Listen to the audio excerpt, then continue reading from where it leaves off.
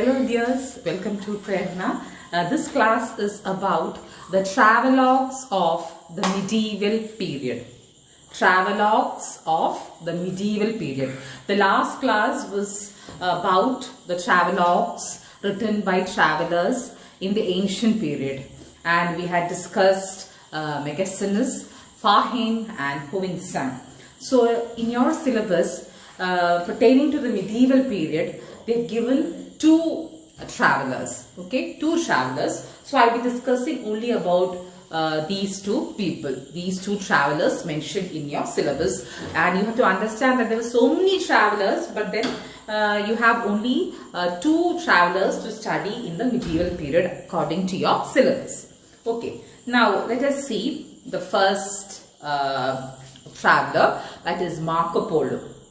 Okay, Marco Polo was an Italian traveler. He was born in Genoa, Genoa, a city in Italy.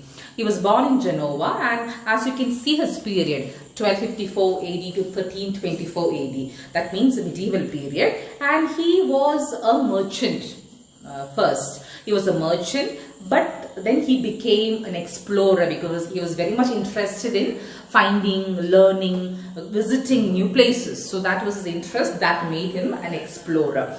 And he traveled to Asia from Europe. He took the Silk Road and he wrote his accounts that later became famous as the Travels of Marco Polo. Okay, and there are Book of the Marvels of the World. Okay, the Travels of Marco Polo, അല്ലെങ്കിൽ Book of the Marvels of the World. Now, you have to know that he was in fact one amongst the first set of Europeans to have visited this part of the world, that is China, India, etc. So before that, people in Europe did not know anything about what India was. So it was Marco Polo, through his writings, who explained to Europe what was China, what was India, what was Persia, etc. So he visited China, Persia, India, Japan. He wrote about the society and polity of all these places. He described that well in his accounts. And you have to know that it was his writings which in fact gave encouragement to a lot of travelers from Europe to visit such countries. So after Marco Polo ന് ശേഷം കുറെ അധികം പേര് ഈ നാടുകൾ സഞ്ചരിക്കാൻ വരുന്നുണ്ട്. പിന്നീട് നമുക്കറിയാം എന്തൊക്കെയാണ് കോളനൈസേഷൻ നടക്കുന്നുണ്ട് എന്നുള്ളതൊക്കെ. So that is how Marco Polo's account became so important, because it in fact exposed to the Western world a new understanding of the eastern region of the globe. Okay, Marco Polo image ആണ് ഇവിടെ കൊടുത്തിട്ടുള്ളത്. Marco Polo, the image you can see here. അവരുടെ ഒരു image നെറ്റിൽ നിന്ന് എടുത്തത് ആണ് Marco പോളോന്റെ image. Okay, അടുത്തത് എന്ന് പറഞ്ഞാൽ, so let us see what he had written. Marco Polo. അപ്പൊ അദ്ദേഹത്തിന്റെ ഒന്നുകൂടെ പറയാണ്, he wrote a lot about the Oriental countries. He in fact was a figure who even inspired Christopher Columbus to start his exploration. So his was in fact like a chronicle, or rather a story. കഥ വിവരിക്കുന്നത് പോലെ തന്നെ ഭംഗിയുള്ള ഭാഷയിലായിരുന്നു. He mentioned about the geography, the races that existed here, the customs, and also about a lot of things which people used here.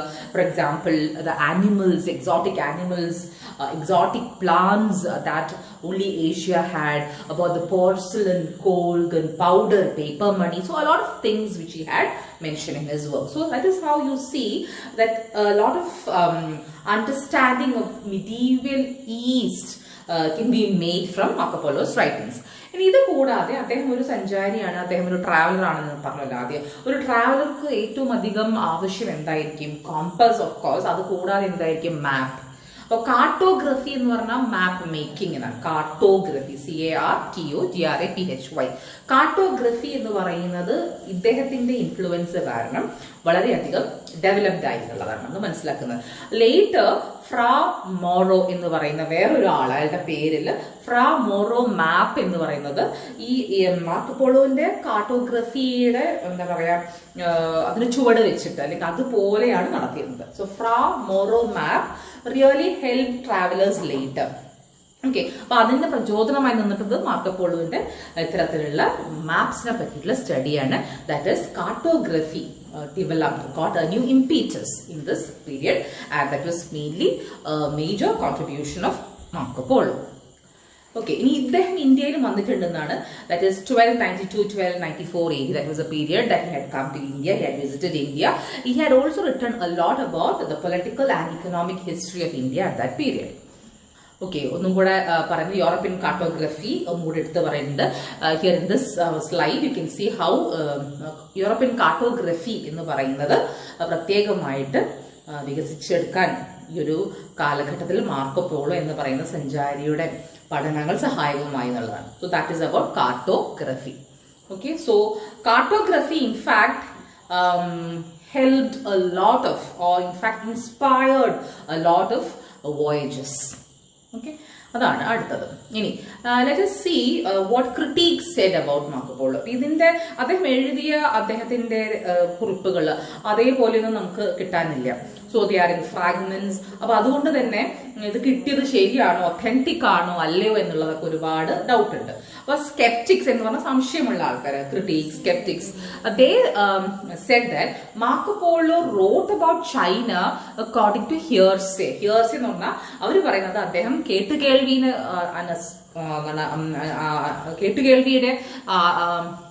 ചുവട് പിടിച്ചിട്ടാണ് എഴുതിയിട്ടുള്ളതെന്നും അദ്ദേഹത്തിന് actually Marco polo China വരെ എത്തിയിട്ടില്ല എന്നുള്ളതാണ്. കാരണം while Marco Polo mentioned about the paper money, coal, he forgot to mention about the Great Wall of China. എന്തുകൊണ്ടാണ് Marco പോളോന്റെ റൈറ്റിംഗ്സിൽ ഗ്രേറ്റ് വാൾ ഓഫ് ചൈന, ചൈനയുടെ വൻമതിലിനെ പറ്റിയിട്ട് ഒന്നും പറയാതിരിക്കുന്നത് എന്നുള്ളതൊരു ചോദ്യമാണ്.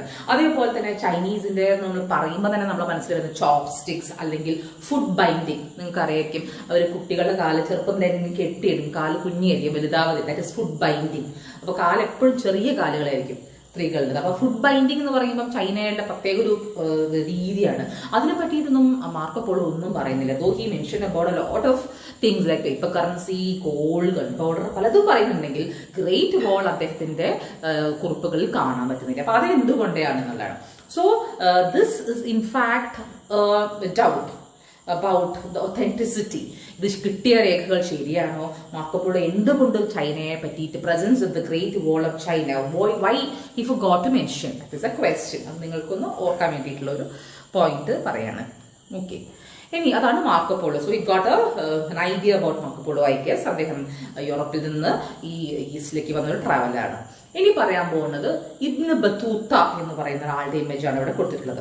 ഇബ്ന് ബത്തൂത്ത എന്ന് പറയുമ്പോൾ ഇദ്ദേഹം ഇന്ത്യ വിസിറ്റ് ചെയ്തിട്ടുള്ള ആളാണ്. ഇദ്ദേഹത്തിനെ പറ്റി പറയുകയാണെങ്കിൽ ഇദ്ദേഹം എവിടെ നിന്നാണ് വരുന്നത്? From Morocco. Morocco, MOROCCO. Morocco എവിടെയാണെന്ന് ചോദിക്കാം, that is north Africa.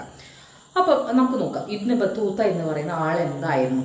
Ibn Battuta ഒരു മിഡീവൽ മധ്യകാലത്ത് ജീവിച്ച ആളാണ് ഇൻ മൊറോക്കോ. അപ്പൊ ആ ഒരു കാലഘട്ടത്തിൽ നമ്മൾ ഇന്ത്യൻ ഹിസ്റ്ററി പരിശോധിക്കുകയാണെങ്കിൽ നിങ്ങൾക്കറിയാം, it was in fact dominated by Muslim rulers.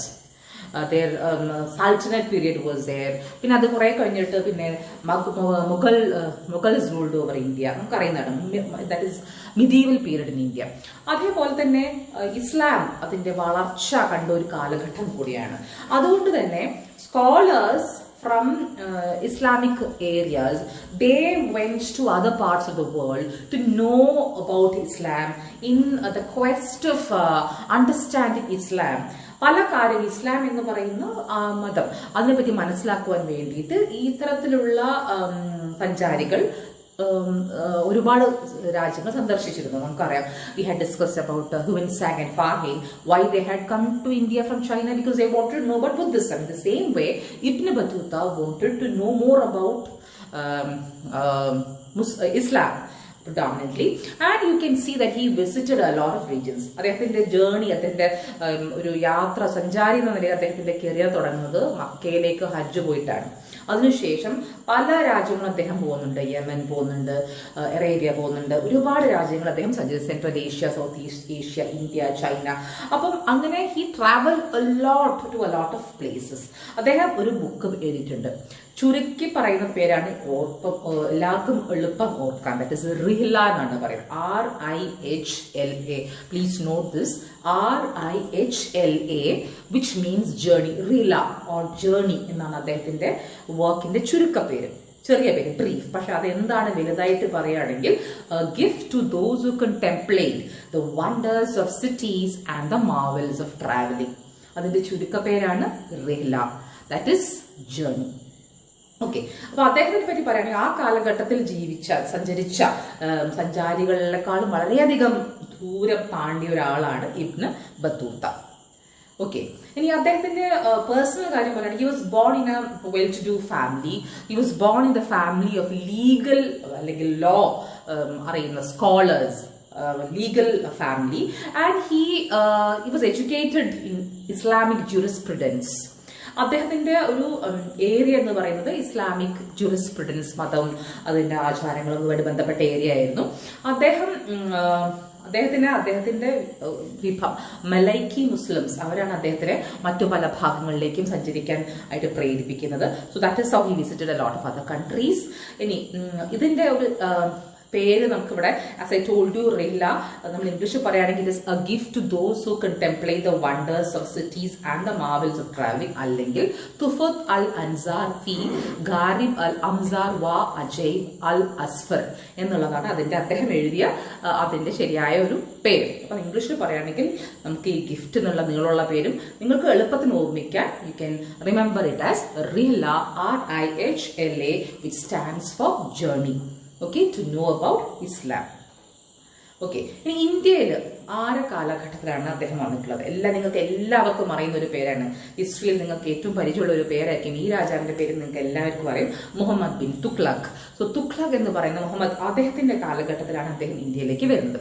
So he visited Tughlaq's court and he, as I told you, he was a scholar of laws. Okay, Islamic jurisprudence ആണ് അദ്ദേഹത്തിന്റെ area. So Muhammad bin Tughlaq made him the qazi or judge. Qazi എന്ന് പറഞ്ഞാൽ judge എന്നാണ് ഉപയോഗിക്കുന്നത് അതിന്റെ meaning. And he wrote a lot about the society, polity. He wrote about the markets of Daulatabad, which was Tughlaq's capital, Muhammad bin Tughlaq's capital.